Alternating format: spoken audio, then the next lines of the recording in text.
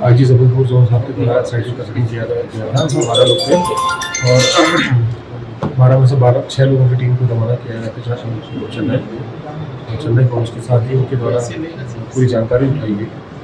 FIR की copy थी उनके पास, मैंने टैक्सी पर पहुँचा कि उसका एड्रेस था, उस आधार पर रास्ते में पहुँचते के द्वारा और भी के बारे में जो जानकारी ली गई और उस जानकारी के आधार पर जो उसके निवास तक पहुँच पाए। निवास पर पहुँच कर चूँकि निवास में नोटिस लगा हुआ था, फिर फर्दर और भी जानकारी दी गई कि जो एसोसिएट्स और जो साथी का जो भी है जिनके बारे में जानकारी लग सकती है उन सबसे पूछा गया।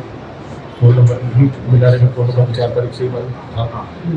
तो और भी तरीके से जो है CCTV फुटेज और सब चीज़ों को खंगाला है और काफ़ी ज़्यादा मशक्क़त के बाद जो पहुँचा।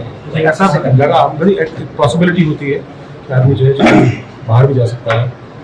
चूँकि जानकारी जब पता हम लोग कर रहे थे तो मालूम पड़ा था कि उसके बच्चे जो हैं विदेश में रहते हैं, तो संभावना बनती है कि विदेश में चला जाए। तो उसके लिए कोर्ट में नोटिस भी कोर्ट में अपने आवेदन पत्र भी लगाया था कि उसका जो है बाउंड कर दिया जाए।